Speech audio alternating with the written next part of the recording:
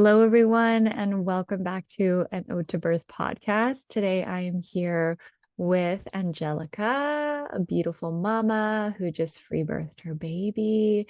And I'm so excited to hear your story, Angelica. And we met at Earth Daughters Festival in last summer, 2024.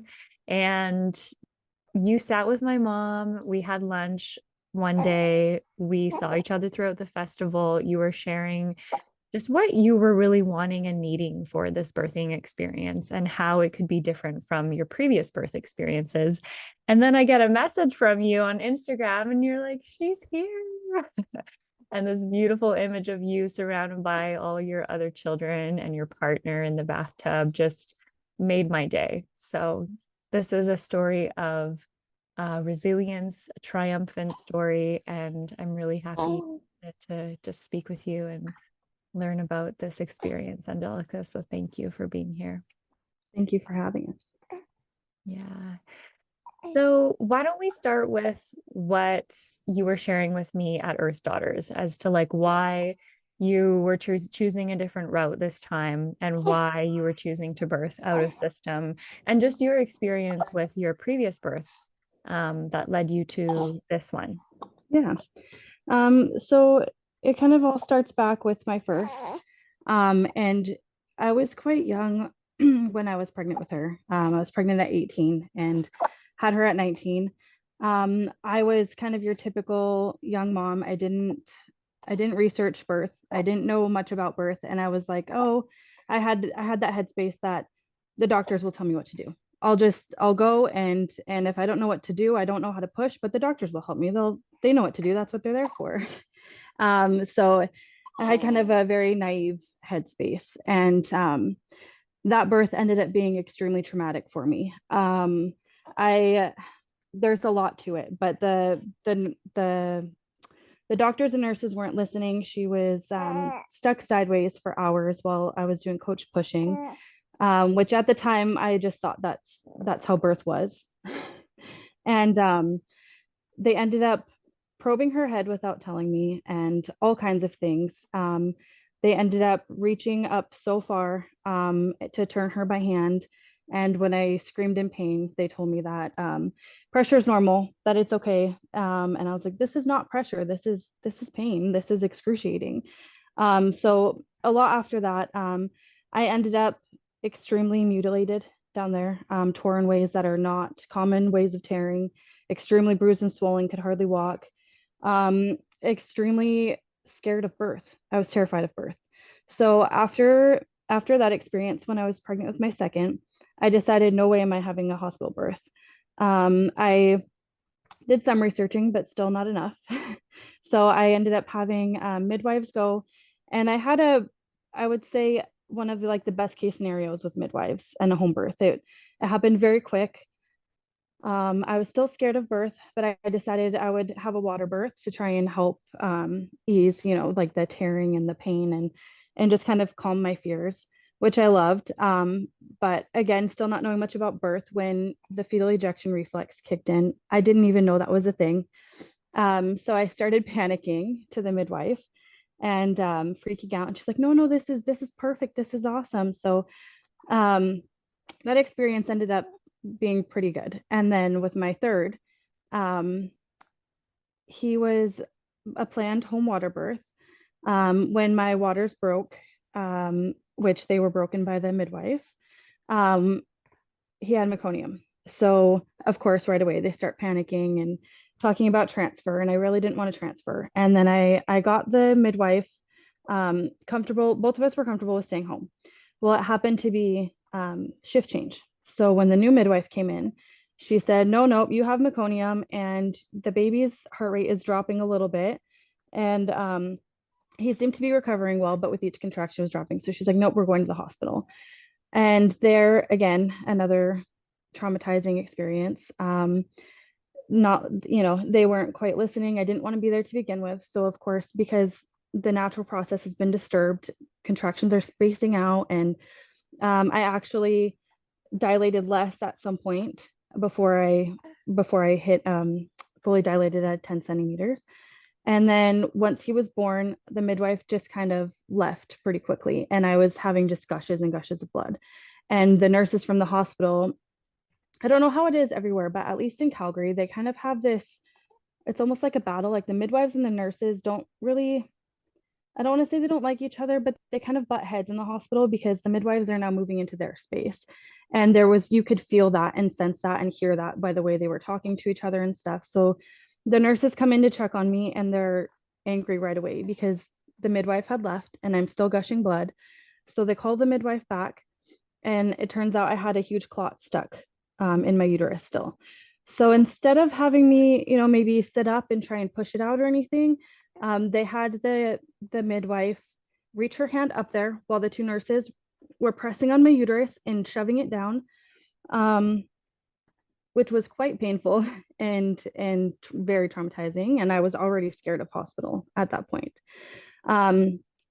So that birth left me again traumatized and even more scared of a hospital because now I've had two bad experiences. Um, then there was my fourth, who I still stuck with the system and still had midwives, and I had the same midwives. Um, but I would say with each pregnancy, I had started pulling back more and more. So some of the extra testing or some of the things they administer when baby's born, I would start declining and doing less and less and learning more and more, but not as fast as I wish I would have.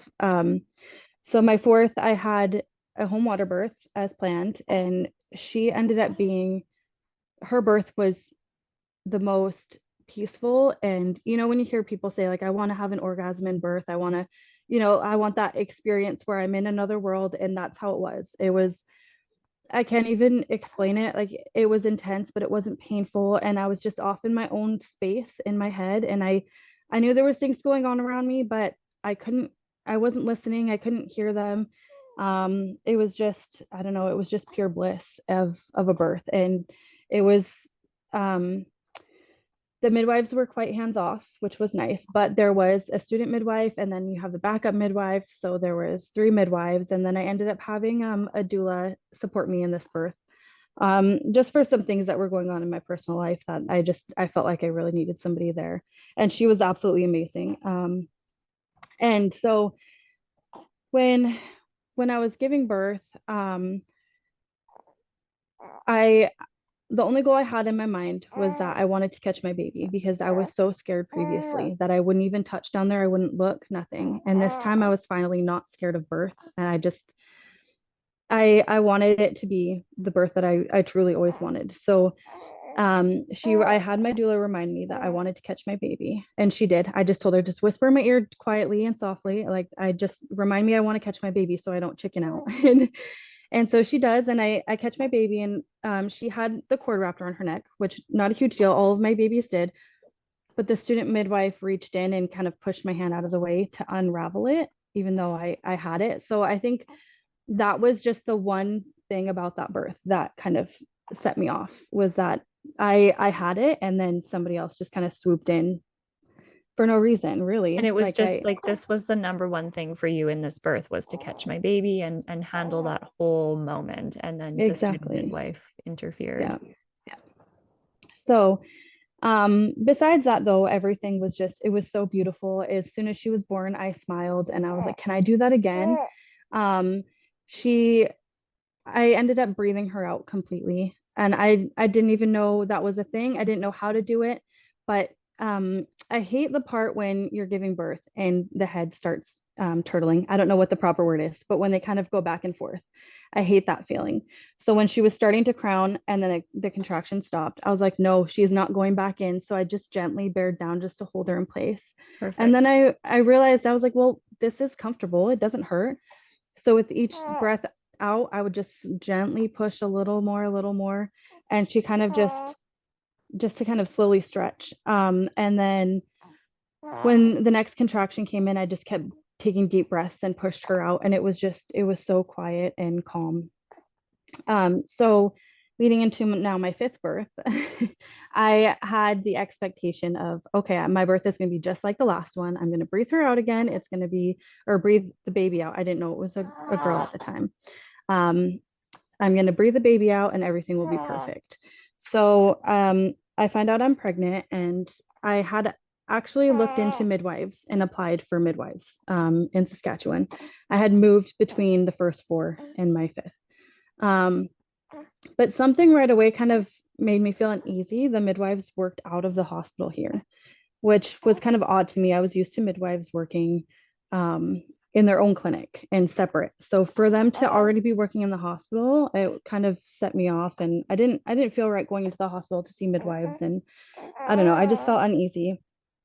And then I ended up getting declined by them. And I had an initial moment of panic where I started freaking out. And I told my husband, I'm not giving birth in a hospital. I don't care what happens. Even if I did have midwives, I'm not going to a hospital. That's not an option for me. Um, so I start freaking out that I get declined by midwives. And it just kind of, it dawned on me. I was like, wait a second, I don't need midwives to have a home birth. I can just have a home birth. And unassisted birth was introduced to me in my second pregnancy. Um, but I was still so terrified of birth that it was kind of a backup plan for some other things that were going on. I'm originally from the US, so I had some paperwork issues that were going on, and I was panicked that I was going to have a forced unassisted. So I had looked into stuff, but it wasn't it wasn't something that I was mentally ready for at the time. But this time I knew that was right, and I knew that's what I wanted to do.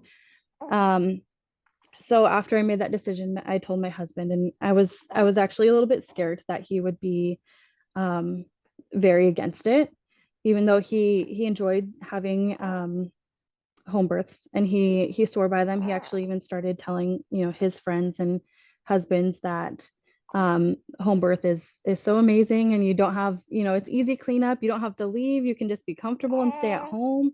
Um, so I had started preparing like a mental list of things to kind of just information to vomit at him and be like, this is why it's okay, and this is what I'll do. And I had this whole list in my head, and as soon as I told him and was expecting him to respond back and be like, you're crazy or something, he was like, okay, we've done this before. If you're comfortable with it, then let's do it. And I was like, really?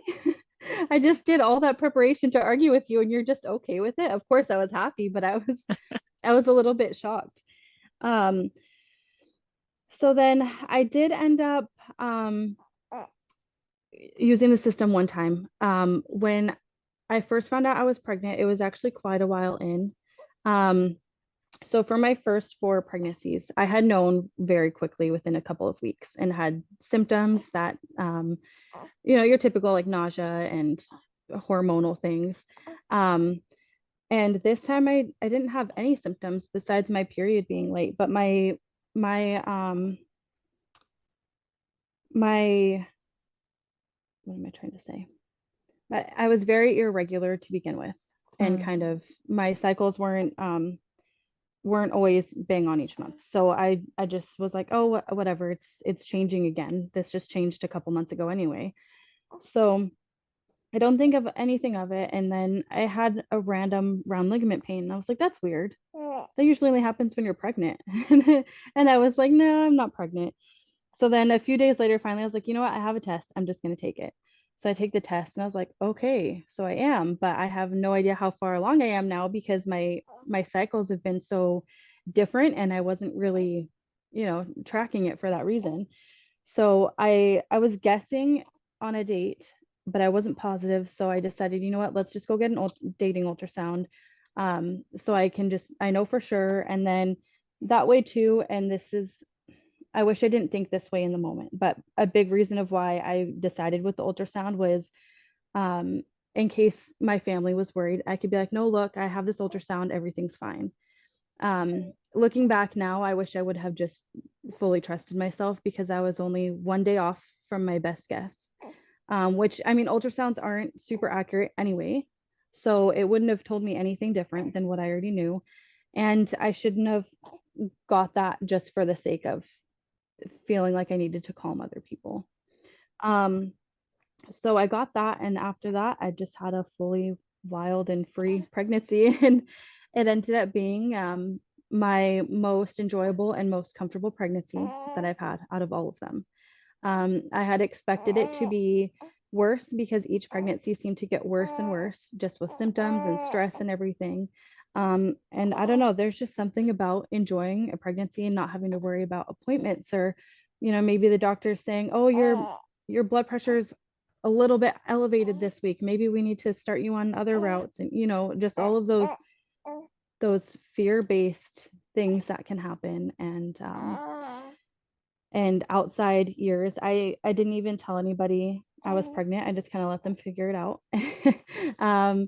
And yeah, no appointments and anything. And it felt so nice to not have to answer people's questions. And if people asked me, are you going to give birth in the hospital, or what are you going to do? I would be honest. I told them, and people were shocked, but I was very calmed by responses. I expected there to be a lot more, I don't know, fear coming from other people, or judgment. Sorry, judgment. And people were just like, oh wow, that's crazy. And some people were asking more questions, and some, others were like, wow, I wish I knew you when I was pregnant. And just pleasant answers that I was receiving. And yeah, so then leading into the birth, I I had this expectation, like I said earlier, that my birth would go very similar to all of my births. They were all, from the labor standpoint and the actual birth, they were all pretty similar. So I was like, okay, well, contractions will start just like usual, and then my water will break eventually. And then once my water breaks, it'll be pretty quick from there, which is not what happened at all. So I was due about the 13th. My rough guess date was the 13th. And 13th passed, and I knew I wouldn't give birth then, because I never do. I always go past 41 weeks. I did hope that I was going to go sooner, because we had a big family event happening, and the end of August, where a family from out of town was coming to visit, and my parents were doing their 25th wedding anniversary vow renewal. So it was like this big thing that I knew I should be resting postpartum, but I so badly wanted to visit with this family that I haven't seen in years, and probably won't get a chance to see them for a couple years, if not longer. So I really hoped that I would go sooner than later. And of course I didn't. But I knew the full moon was going to be on the 19th. And so I was like, well, I know I'm going to go late. So if I'm going to go late, at least I kept asking the baby, at least give me a full moon baby. Come on. I've always wanted a full moon baby. And this would the timing would kind of line up. And sorry, she's pooping. I knew the timing would be close. So I hoped for that. So the full moon comes, and nothing's happening, nothing really abnormal, except my belly feels a lot tighter all day. So in the evening, I made some lemon verbena tea and just sat out on the front porch and under the moon, and just talked to the baby, and just kind of checked in with myself. And we just kind of hung out for a while outside under the moon. And so I go upstairs to go to bed, and I just can't sleep all night. I'm just so hungry, and so just like very bad insomnia, a lot of energy. So I just kept kind of pacing the bathroom, and just looking out the window at the moon, and couldn't sleep all night. So then the next day, on the Tuesday, same thing. And I forgot to mention too, I get prodromal labor for weeks, with all of the babies. So I had already been having, these Braxton Hicks that feel more like contractions, and practice contractions, and they stay fairly regular for me, but there's a big difference between them and actual birth. So sorry.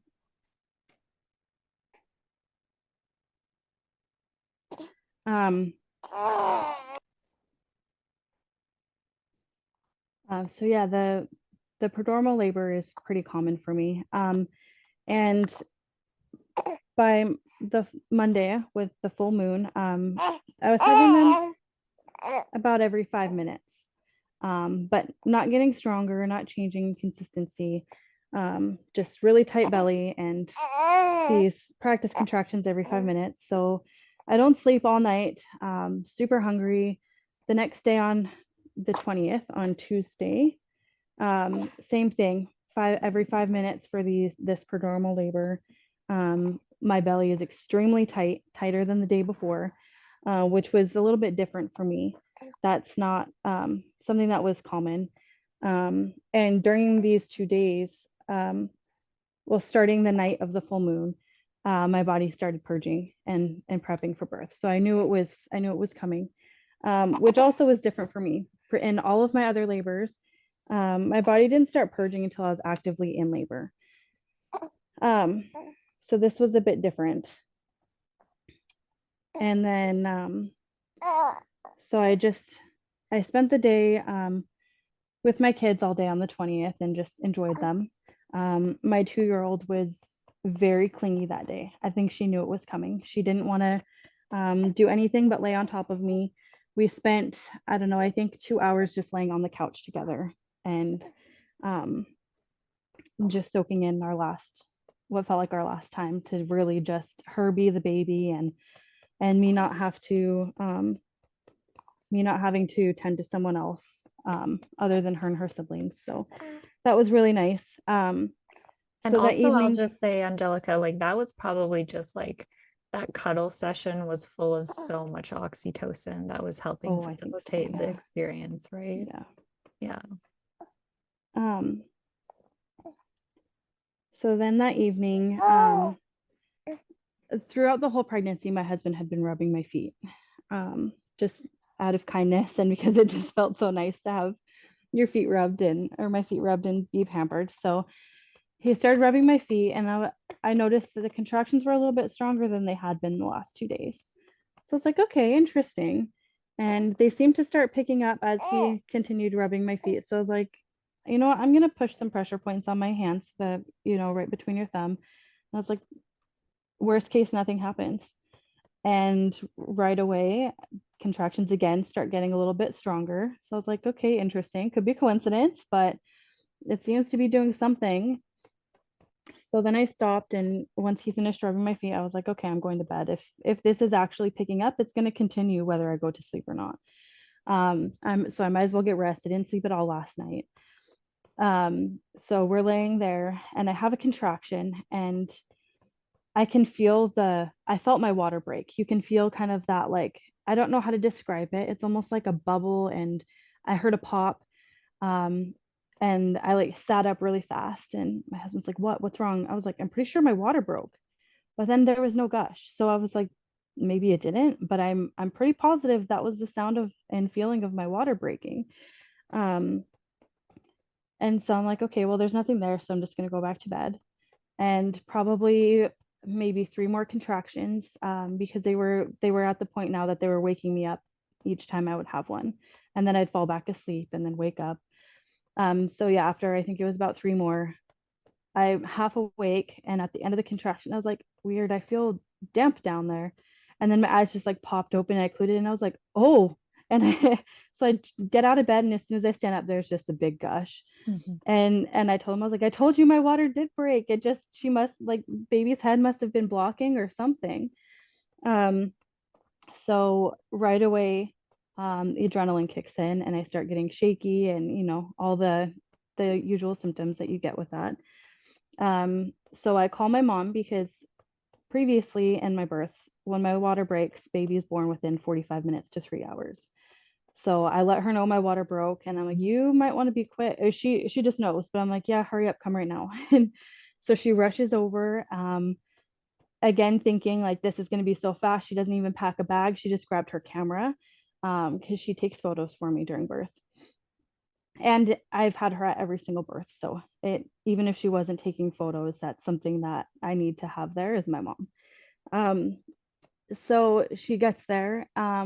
And I did notice when my water broke that I had meconium, which not a big deal, but if you're in the medical system right away, there's panic. So I just noted it in my head. I'm like, okay, there's, it's green, but it's not super thick. It's not super dark. I'll just drink extra water, just be cautious and be aware. So she gets there. And when she got there, I was in the bathroom setting up my final things that I wanted for the birth. I had gotten I'm probably gonna pronounce this wrong. Mullion torch. How do you? Emollient torch, like Yes, for the mullion put. torch Yeah. to Yeah. light. So I had gotten one of those from Earth Daughters, and I had other candles and some salts that I was gonna put out on kind of a little birth altar on my windowsill. Um, so I'm getting all of that ready and pulling out the birth supplies just so they're handy. And I tell my mom, I was like, hey, things are still kind of going slow, so maybe just try to get some rest. And that's what I told my husband as well.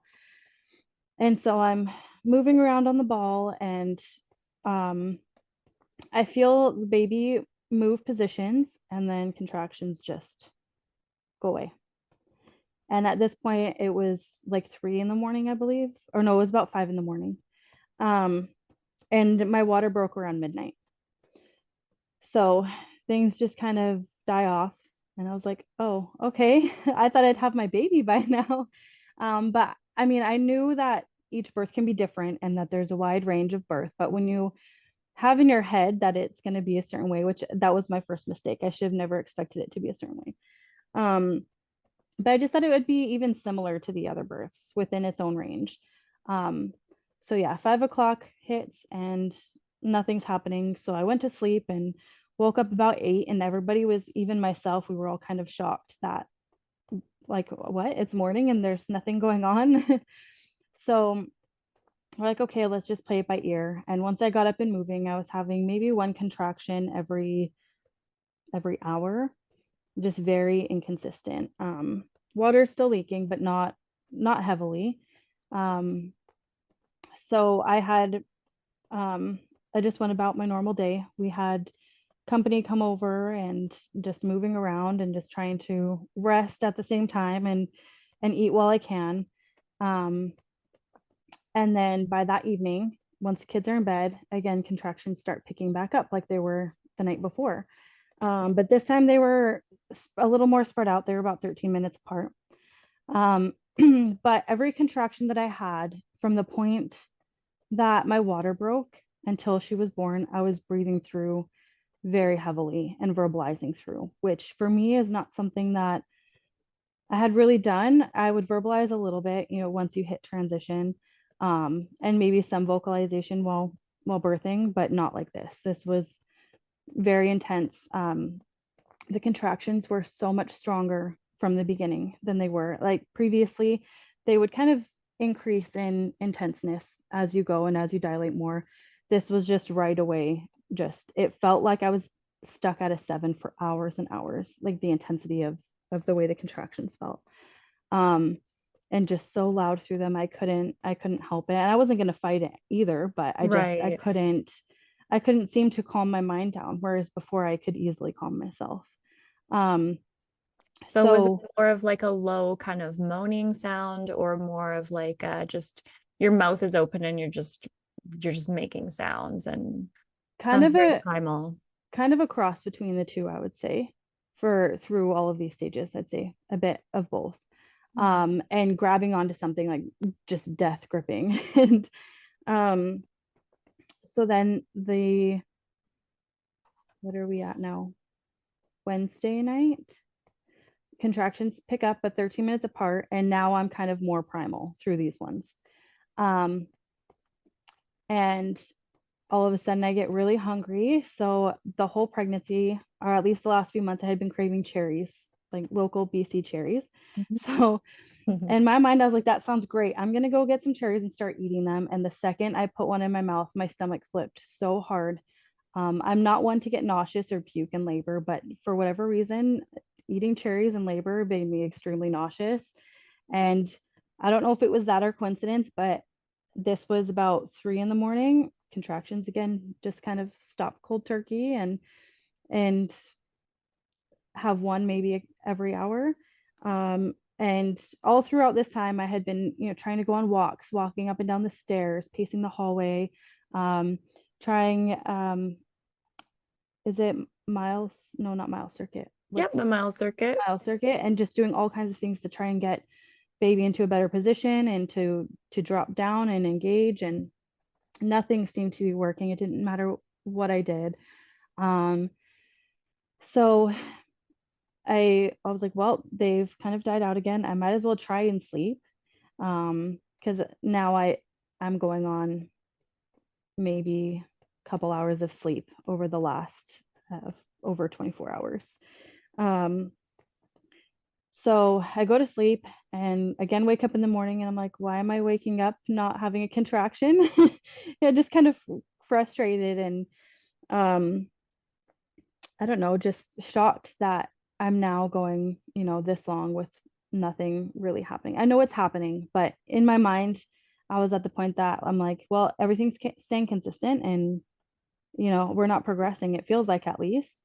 So I'm getting a little bit frustrated. And then the whole pregnancy, I had my mom learning with me. So I'd send her different podcasts and different, all kinds of things to kind of help get her ready and prepared for, you can have your water broken for days, even some women, couple weeks. Um, and, and babies are fine. And having her learn about baby's first breaths and what is actually a concern in birth and what is not. And I'm so happy I did because it all stuck with her. So there was a couple people that were starting to get worried and they're like, oh well, you should be going to the hospital after 24 hours, or are you going to be induced? Is it time for you to start thinking about a hospital birth? And I was like, no.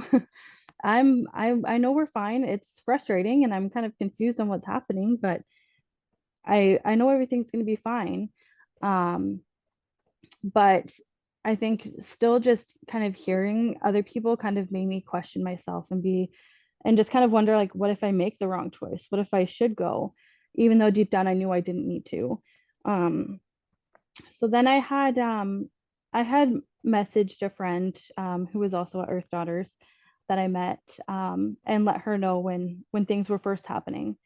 And so she checked in and I kind of told her what was going on and she asked to have a call. So I call her the now Thursday morning and we just kind of I told her what's going on, and it was so calming to hear, just to have a conversation with somebody who knows that everything's still normal and wasn't asking me if I was going to go to the hospital, or just somebody who was just as calm as I was, aside from the kind of outside voices. So we talked and kind of told her what was going on, and she's like, yeah, it sounds normal, it could go on for a long time, maybe it's just prodromal or labor still, and it sucks, but it could still still be fine and could still be days. And so she she had told me a couple things to do, most of which I was doing, like drinking a lot of water, just making sure I'm not inserting anything, not checking myself. I didn't have baths. Some people say you still can and others say don't. I chose not to. I didn't want to risk it because I was now at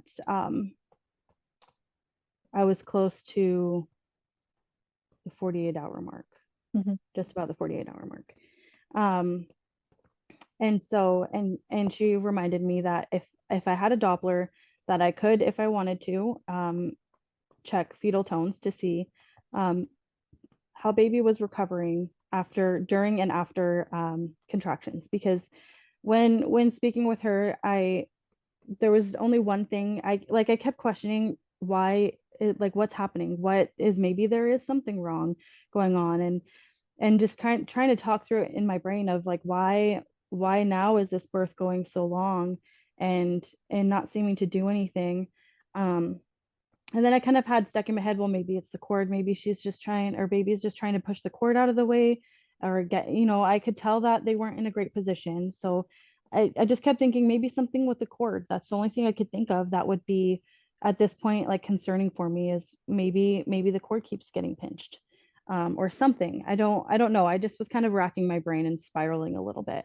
Um, and I did end up having a Doppler on me. I had purchased it in the beginning, and I told myself I wasn't going to use it in birth, but that I'd have it just in case. So I did end up, that felt like something I needed to do in the moment. So I just very quickly checked a couple tones, and the heart rate seemed totally fine and recovering fine. So after two contractions, it's like, okay, I'm putting this away. And now I feel content and I don't feel worried about maybe there's a cord issue. Baby's fine. So I have a nap, and I think I went for a nap around 1:30. Not that time really matters, but then there was probably 3 hours later, I woke up to go to the bathroom. And as soon as I stood up, every 4 minutes a contraction was hitting. And at this point, they're stronger now. Um, so after standing up for a few minutes and catching on that they're every 4 minutes, I was like, okay, I'm gonna have a shower, um, and just wash my hair and everything. And shower sounds nice right now, hot water on my back. Um, and another thing that I wanted to point out is that had I had midwives or doctors, I would have been induced by now and already rushed for an emergency C-section. They would have been panicking as soon as the meconium and as soon as my water was open for more than 24 hours, and contractions being so inconsistent. Um, so I kind of laugh at myself now because I'm like, haha, like I beat the odds. um, but I labor in the shower, and I just kept it just like encouraging and welcoming the contractions getting stronger. And as much as I wanted to fight back, I just tried so hard to relax and just let them happen. Um, so I get out of the shower, and at this point, like I said, my mom rushed over so quickly. She didn't pack clothes. She didn't pack anything except for her camera and her phone. So she's borrowing clothes of mine at this point and borrowing chargers, which is totally fine. But um, she was like, you know what, she comes to my room to tell me, things seem to still be going slow. So I'm going to go home and shower and grab clothes and come back. But as soon as she walked in, she could see me just deep in a contraction and leaning against the bathroom counter. And she's like, well, I was going to tell you that I was going to go home, but I'm thinking I probably shouldn't. And I was like, yeah, no, don't leave. um, so she sits there with me for a couple contractions, still every 4 minutes. And she asked, this whole pregnancy, I had been planning to have a really close friend come and join us. Um, and we knew, she kept saying from the beginning, because she had a work trip that she had to go on during this time. And she was like, watch, you're going to give birth while I'm gone. And then I'm going to miss it. And when my water broke, it was her last night out at the wherever she was. She was a few hours away. And so I messaged her, and sorry, I'm backtracking a little bit, but I had messaged her, and I was like, hey, my water broke, but I don't know. I don't remember what I said, but in my head, I was like, even if she rushes, because at this point I'm still thinking it's gonna be quick. I was like, she might not make it. So it is what it is. And she messaged me in the morning, panicked, because she was like, I woke up in the middle of the night and read my phone and saw that your water broke, but I thought it was a dream. So I went back to bed, and then I'm just checking my phone again and realizing that was real. Um, but I just responded back, don't worry, it's, things are fizzling out, you have time. So anyways, once my mom realized that things were moving now, she asked if I wanted her to phone my friend. And I told her, I was like, no, I don't know yet. And the next contraction hit, and I was like, actually, yes, because I'm either in contract or in transition or very close to it. I can just kind of feel, and I think most women probably can as well.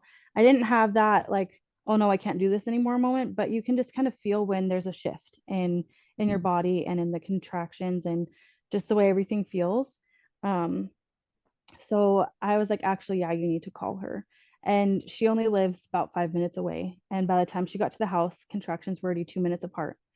Um, and so they start getting a sheet on the bed and getting everything ready. And so I decided I was ready to go to the bathroom, which is kind of, I had to walk through my bedroom and then kind of around into the hallway into the bathroom. And by the time, it's not that far. By the time I got halfway down the hallway, the fetal ejection reflex kicked in, and I could feel baby already descending. Every step I tried to take would kick a major contraction in. Um, so I was like, okay, yeah, it's definitely time to get in the tub. So I get in the tub, and already baby's head felt like it was very close. I didn't reach down and feel, but you can feel it internally. And after a couple contractions, I felt baby wiggling, and then all of a sudden baby's head went up a little bit more. And I was like, no, we were so close. Um, and then the position that baby kind of stopped, like wiggled back to, was, I would say, probably like halfway to crowning. I don't know if that gives any idea, but a couple inches up from crowning, I would say. Maybe like 2 inches, 2 to 3. Um, and then every contraction I was finding, even with the fetal ejection reflex, I was having to really bear down and push hard, which is not something I had to do before. I would just kind of let my body take over and my body would just work baby out. But I was, every contraction just like kind of forced me to really bear down with my body. Um, and I forgot to mention too, the whole time I had back labor. Um, it was just, everything was in my lower back and just very excruciating. Um, so I'm in the water and baby's not moving. Contraction after contraction. It's probably 30 minutes, and baby went from going fast to just baby felt stuck. Not moving. I'm kind of just doing subtle shifts and changes. Nothing's happening. Um, so then um, I finally decided, okay, I think I need to move. I need to move positions. So, and that's not something I really like to do. That was part of why I didn't want to make a big transition change initially, is because some women can just naturally start wandering and moving around and, you know, going from bed to couch to floor. And I don't like to move. As soon as I start moving, contractions just go back to back and don't give me a break. So I like to get in my space and then not move, just wait. um, so I decided it was time for me to make a move. So after the next contraction, from me deciding that, I went into kind of like a sitting lunge. I had one foot behind me, but sitting on my foot, and then the other one propped up. And another contraction hits, and I really bared down. And I think it took 2 or 3, and finally I could feel baby break loose. And then baby started coming fast. Um, so once baby broke loose, I could feel, after the pause, baby turned. And at this point, she was facing posterior the whole time. Okay. So face up the entire time um, until she rotated right before she was born. So breaking contractions, she finally turns to be face down. Next contraction, again, I'm still feeling like I really have to bear down, and my body was just working so hard to get her out. Um, and it was exhausting. I loved it. I love birth. I love giving birth, but it was really hard. It was a lot harder than any of my other births had been, and I really had to work at this one.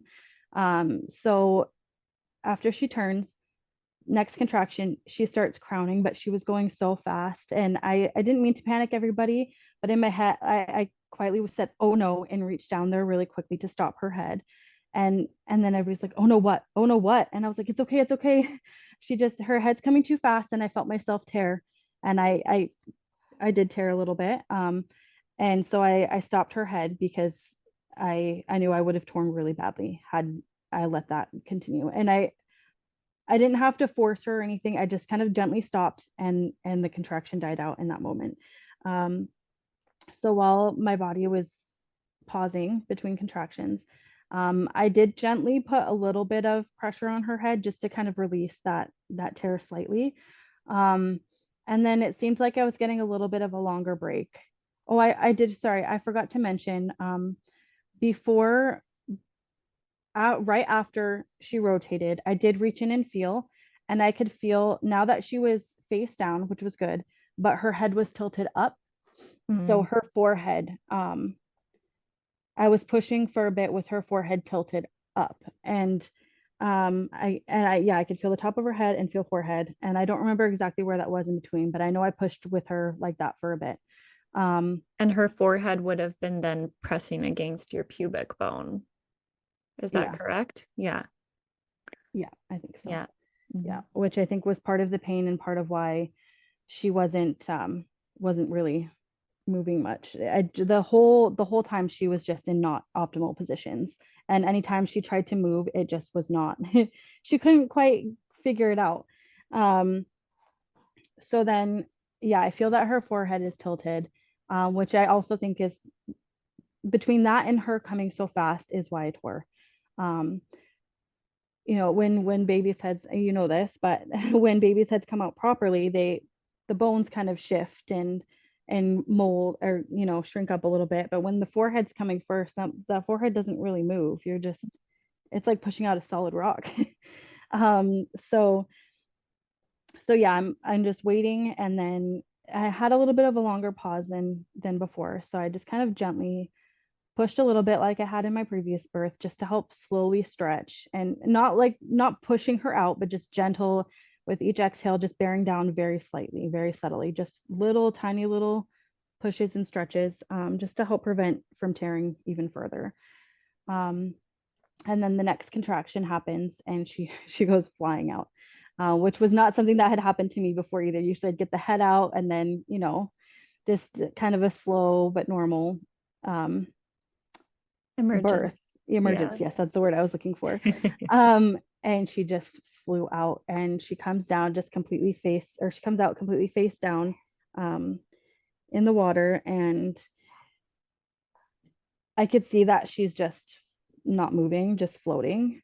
So I pick her up and turn her around. And this was a huge relief for me because my husband touched, but it wasn't a stranger reaching their hands in and touching and, trying to do anything. And she was actually my first baby that did not have her cord around her neck, which I had fully expected. I remember, in my head, okay, get the cord. And I was like, oh, okay, there's no cord. So I pick her up and bring her over, and she is very floppy, um, which is something that I had done a lot of research and just reading other women's stories and stuff to prepare myself for, because babies don't always transition right away. Sometimes they take a while. Sometimes they need a little bit of help, but that help is usually best from their mom, not from outside strangers or gadgets and things touching them. So I was very mentally prepared for this if it happened. So I bring her up, and she's very floppy. So I start rubbing her back, and I could hear my husband had said something, and I don't remember what, and it wasn't anything bad, but I could hear there's a little bit of panic. Um, so I just kept saying, it's okay. And I have this part on video. I'm like, it's okay, rubbing the baby's back, and just kind of doing those instinctual things, patting, rubbing and patting, and kissing her ears and trying to touch her face. And she's not really moving. And then finally I think I shifted and then patted her back again. And um, then she starts crying. But when she started crying, you could hear it was very gurgly and it sounded very thick and mucusy. Um, and and then you could see like I kind of had a sigh of relief, and then she stops crying again. And I have part of this on video, but it cuts off right around here. She stops crying again. Um, and I could hear her, it sounded like she was choking. I could hear her choking, and she goes floppy again. And so I picked her up and looked at her mouth, and I could see it was like bubbling, and there was her mouth was gunked up. And I tried to swipe it with my fingers just very gently, and it wasn't happening. And she's still floppy. So I had told myself I would never do this unless I absolutely needed to. And none of my other babies ever needed any kind of suction or anything. But in that moment, I knew she needed help. I could feel it. I kept telling myself, okay, she's going to be fine, but she needs help. And so I just did the slightest little suction on her mouth because I couldn't get it out, wiping it out. And right away she takes a gasp of air. You could hear like she was trying to, but she couldn't get it. She was so blocked up. um, so she kind of gasped for air and starts crying right away and coughing, and then she starts working it out on her own. um, hi. um, so yeah, then she starts working it out on her own and starts crying. And from there I was like, okay, you can just kind of feel that I had this like actual sigh of relief of, okay, it's good now. She'll finish transitioning on her own, and everything will be fine. um, and something that had been, I don't know if you want to say diagnosed, but every other birth, the midwife said that I hemorrhaged, and even the doctor said I hemorrhaged. And that that term gets overused a lot. Um, I bleed a lot. Like I just am a heavy bleeder, but I've never truly hemorrhaged. Like I've lost a decent amount of blood, but I've always been alert. I did have one instance where my blood pressure dropped a little bit, but I was still alert. I felt fine and just need a little bit shaky. But I mean, after birth, pretty much every woman is shaky and feels a little bit weak and tired and might have some shock symptoms. That's normal. That's part of giving birth. I mean, look at what you just went through. Um, but I was always feared into, oh, well, you hemorrhage, so we need to have backup plans, and maybe you need to transfer. And I always declined. But it was sitting in the back of my mind for this birth. And so I had my theories on hemorrhaging. And then after some research, I realized, yeah, okay, that's probably true. Um, like some of the big side effects of fundal massage is hemorrhaging. Um, and getting shots of oxytocin can cause you to hemorrhage because now you're disrupting your body's natural hormone response to stop hemorrhaging. Getting up too fast before you're ready and pushing out the placenta before it's ready can cause you to hemorrhage. Just all these things that were, that I don't want to say forced to do, because if I really wanted to, I could have kicked them out and declined it. But in the moment, you feel like you have to say yes, especially when you're looking up to these higher powers and bringing somebody else into your birth to kind of manage it. I mean, you do what they say, even if it doesn't feel right. Most women end up doing what they say. um so this time I was like, I bet you I'm not gonna hemorrhage without all of these things. I'll get out of the tub when I feel ready. I'll know, I'm not pushing out my placenta until it's ready. All these things. I'm not giving myself a fundal massage. It's excruciating. And every single time that they've ever done it, I've had gushes of blood. So of course it looks like I'm hemorrhaging. Um, but I did buy a tincture called Flow Stopper, just in case, to have on hand, because the whole pregnancy and birth process, I had no fears. But that was the one thing that I was like, okay, this maybe could be a thing, and if it is, here's the solution. um, I didn't have to touch it. I When she was born, I sat there, like I said, until I felt ready. You have, your gush of blood, which is letting you know that your placenta released. So after a few minutes, when I felt ready, I was like, okay, I'm going to get up and get this placenta out, because the longer you leave it, the harder it is to get it out. And who wants that? Just, I don't know. For me, I didn't want that sitting in there longer than it had to be. It's not the most comfortable thing. And like I said, it can be harder to get out the longer you wait. So um, I I stood up, and I didn't want to let her go, because that was another thing is with the midwives, they're always like, okay, give the baby to dad and then let's work on you because you're probably going to bleed. So we've got to hurry up and get you in bed. And that kind of sucks to like finally have your baby and then, just right away, okay, here, someone else have her. And of course, it's my husband. Not that I don't want him to see his babies, but, I felt like I always felt like I needed a little more time before I'm just ready to pass the baby over. So for me, I I said, nope, I'm delivering placenta with baby still in my arms, and I am not cutting cord or anything. Not that the cord was always cut when it was done pulsing in my previous births, but I've never birthed the placenta before cutting the cord.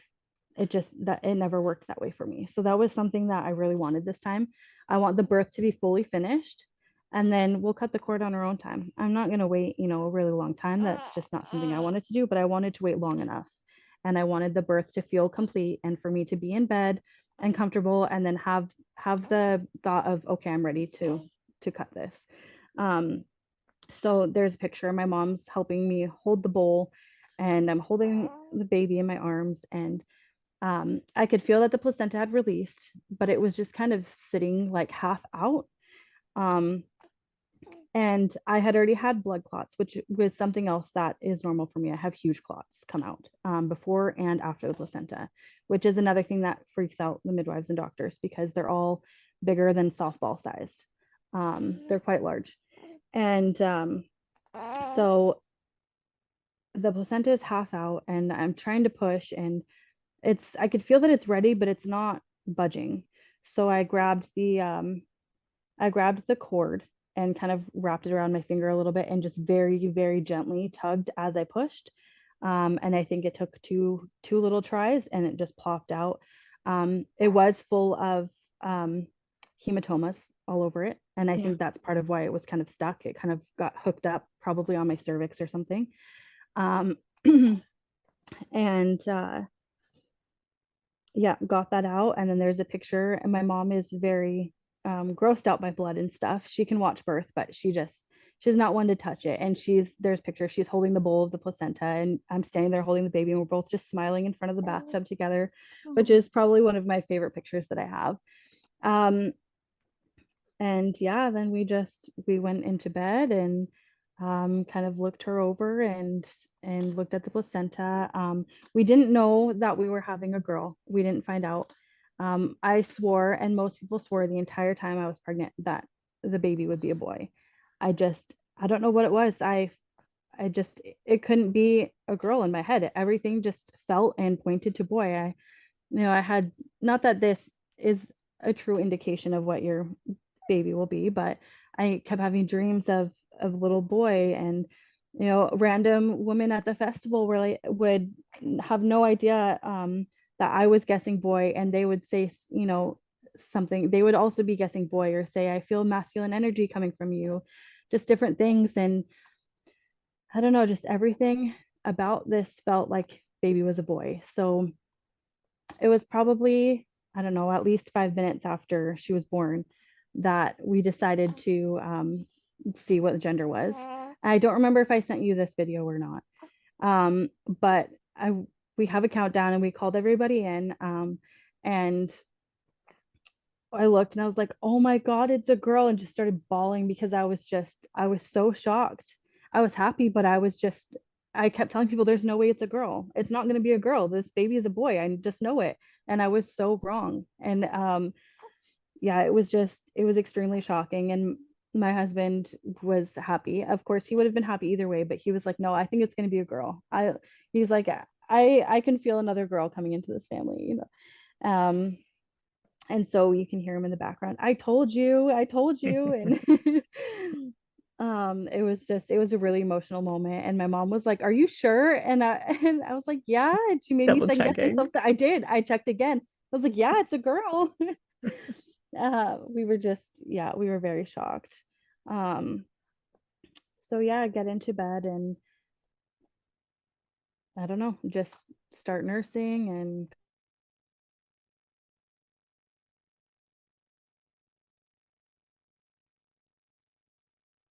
no, that's okay. So we have this tradition called birthday treat that started with my first daughter. And my dad would always pick up some kind of treat for everybody to have for birthday. So he had gotten a treat again for this birth. So there's, had that in bed, and um, just kind of took that moment to just be with our new family now, not new family, but our new family member, and just soak everything in that just happened. It was by far my hardest birth that I've had. It was it was completely different than anything I could have expected. Um, but I kind of asked for it. I kept saying, I want this birth to crack me open and open me mentally and emotionally and have this crazy experience. And it definitely did that, not in what I was expecting, but it definitely tested, patience. And um, I really learned how to trust myself in this. I thought I trusted myself before, but this was a whole different experience. And there was something else that I had wanted to mention. I did have all of my kids there. So my my older four were right there with me. My mom was there, my husband was there, and then my friend that we invited into the space was there. Um, and it sounds like a lot of people, and it was, but I don't know, I've kind of gotten used to a lot of people in birth, with all of my births that ended up with tons of extra doctors, and they would have, emergency teams come in because I was threatened with a C-section with both of my hospital births. Um, so it's different when you have a room full of strangers and, people that are panicking versus a room full of people who love you and are just there for you. And um, I didn't feel their panic or anything. My kids are just watching and, curious. You could hear them ask questions every once in a while, but yeah, they weren't scared of it. My youngest was right there with me, and when the baby was born, she gets right up close. She's like, baby, baby, and she wanted to get in the tub with me. Um, um, but yeah, I don't know. This whole experience was just something uh, that's undescribable, I guess you could say. Um, Even with it being the most painful, it was still probably my favorite, I think. And I would do it over again. Even with the pain, I would do it 100 times over.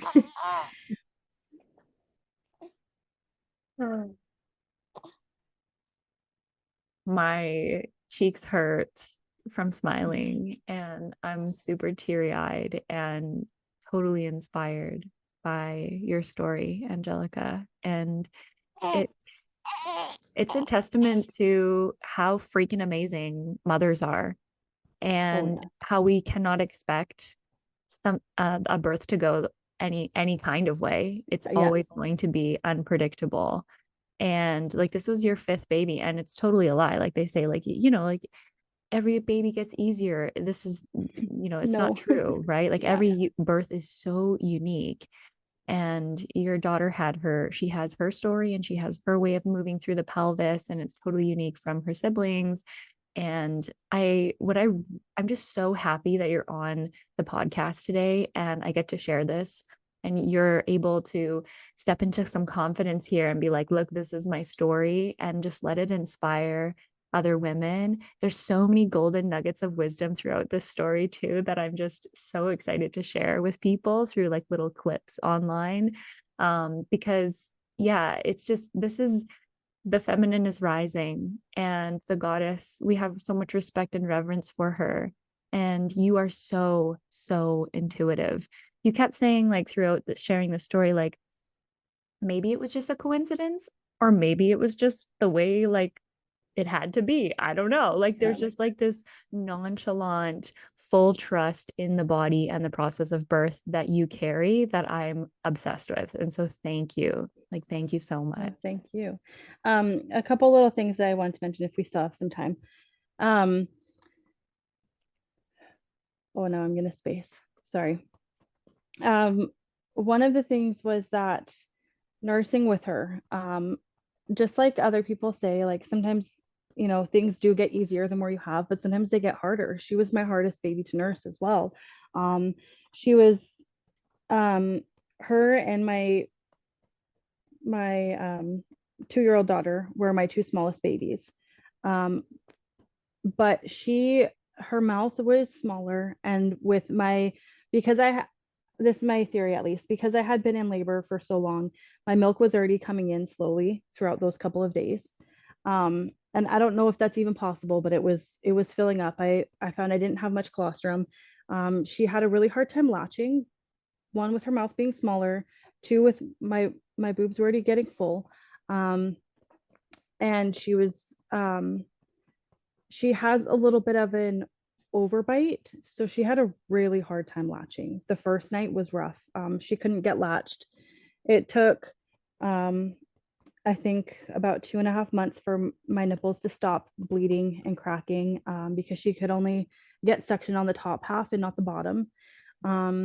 So it doesn't always get easier. Sometimes it gets harder, but I mean, we just kind of pushed through, and I knew it would get easier as we went, and it did. She's still not the best nurser, but she's gotten better. Um, Something else I wanted to talk about was the tearing. I did tear, and I didn't go get stitches. Your body can heal naturally. Um, Was there and any sort of like protocol or herb or anything that you use to help mend that tear? I know lots of women do have a whole list of different things that they use. I just kept, used Peri bottle when I would go to the bathroom, kept my legs closed as much as possible. And then once it was healing a bit more, I actually used your spray that I got from you at Earth Daughters. Oh, And I did actually end up tearing myself back open a little bit the first week on accident. And I mean, it hurt, but it was, it re-healed again. It only took a couple weeks for the whole tear to fully heal. Um, it wasn't uncomfortable. I couldn't feel it, after birth. I couldn't really feel it there. Um, you have your normal, after birth soreness, and that's just what it felt like. Actually, my body and my muscles were hurting the most because it took every muscle and bone in my body to push her out. I oh, was, squeezing and pulling down on the tub to push her out, and so I felt like I was like ran a marathon for 3 weeks straight, but the tear didn't hurt, so that made me happy at least. Um, and I think I think that was about it.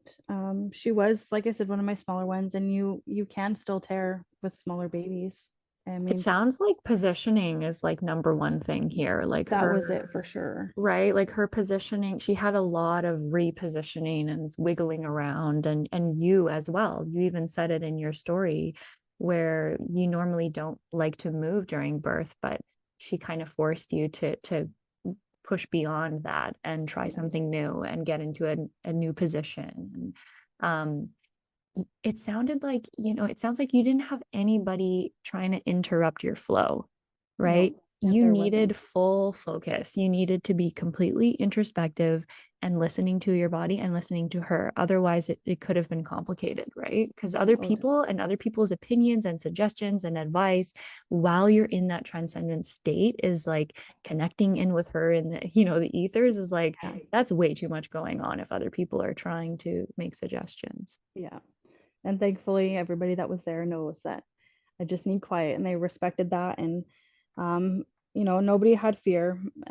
That one moment where I said, "Oh no," there was a little bit of what's "oh no," a little bit of panic. But then as soon as I realized what I had said out loud and let them know, everybody was like, oh, "Okay, okay," and then it was back to just grounded and silence and just waiting. And yeah, it was wonderful.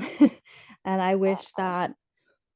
um, I wish that I wish I could go back and tell myself to research more about birth and learn more about birth and do it this way every single time.